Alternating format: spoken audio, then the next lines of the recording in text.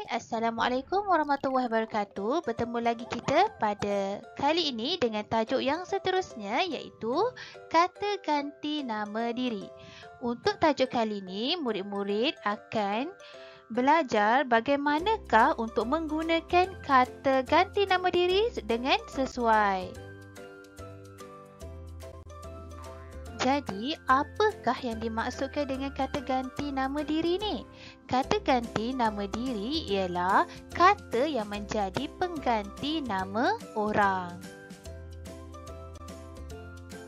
Kata ganti nama diri terbahagi kepada 3, iaitu kata ganti nama diri pertama, kata ganti nama diri kedua dan kata ganti nama diri ketiga. Sekarang, mari kita lihat kata ganti nama diri pertama. Untuk kata ganti nama diri pertama ni digunakan oleh orang yang bercakap. Contoh kata ganti nama diri pertama ialah saya, kita dan kami. Mari kita lihat contoh ayat yang boleh kita bina daripada kata ganti nama diri pertama. Yang pertama, kita lihat contoh ayat daripada perkataan saya. Kalau antum lihat dekat gambar ni ada seorang pelajar lelaki. Jadi, apakah ayat yang boleh kita bina menggunakan kata ganti nama diri pertama iaitu saya? Contoh ayatnya ialah saya hendak ke sekolah. Seterusnya, kita lihat pula kata ganti nama diri pertama untuk perkataan kita. Kita ni kita gunakan apabila bilangan lebih daripada 1. Contohnya, antum boleh lihat dekat gambar ni, kita boleh lihat ada pelajar yang ramai dan pelajar ni lebih daripada 1.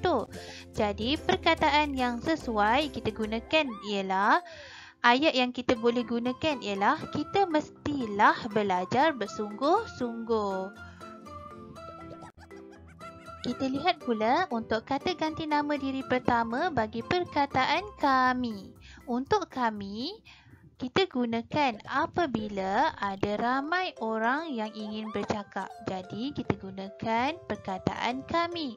Contoh ayatnya, kami suka membaca buku. Mari pula kita lihat kata ganti nama diri kedua. Kata ganti nama diri kedua ni digunakan apabila kita berbual dengan seseorang. Jadi, apabila kita berbual dengan seseorang, dia akan jadi kata ganti nama diri kedua. Contoh kata ganti nama diri kedua yang pertama ialah kamu. Seterusnya, engkau dan awak. Kamu, engkau dan awak ni merupakan kata ganti nama diri kedua. Mari kita lihat contoh ayat yang boleh kita bina daripada kata ganti nama diri kedua ni.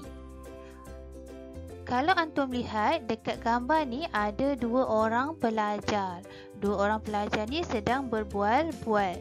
Kita lihat apa yang pelajar ni sedang berbual-bual. Kita tengok dialog dari yang mukadimah tunjukkan ni. Awak hendak pergi ke mana? Jadi pelajar yang seterusnya pun jawab, saya hendak balik rumah.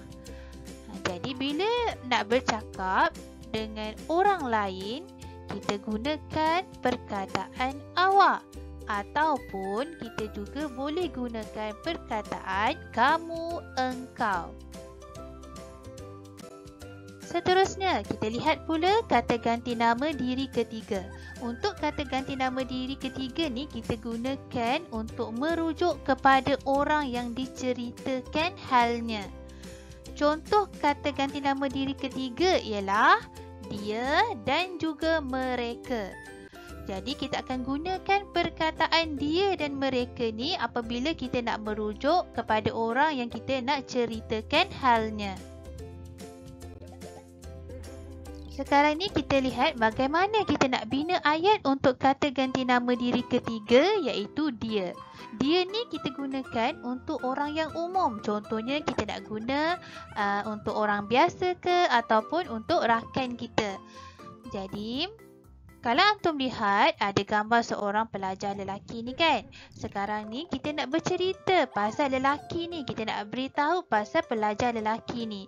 Jadi bila kita nak beritahu pasal pelajar lelaki ni, kita mestilah menggunakan perkataan dia. Contohnya, dia budak yang pintar. Kita nak beritahu dekat orang lain bahawa dia tu adalah budak yang pintar. Kita lihat pula kata ganti nama diri ketiga, iaitu mereka. Mereka ni kita gunakan untuk orang yang bilangannya lebih daripada seorang. Jadi bagaimana kita nak bina ayat bagi perkataan mereka? Kalau antum lihat dekat gambar ni ada beberapa budak sedang bermain bola sepak. Jadi bila dia lebih daripada seorang, kita mestilah menggunakan perkataan mereka. Contoh ayat yang boleh kita bina ialah mereka sedang bermain bola sepak. Jadi, Mukadimah berharap murid-murid dapat faham apakah itu kata ganti nama diri.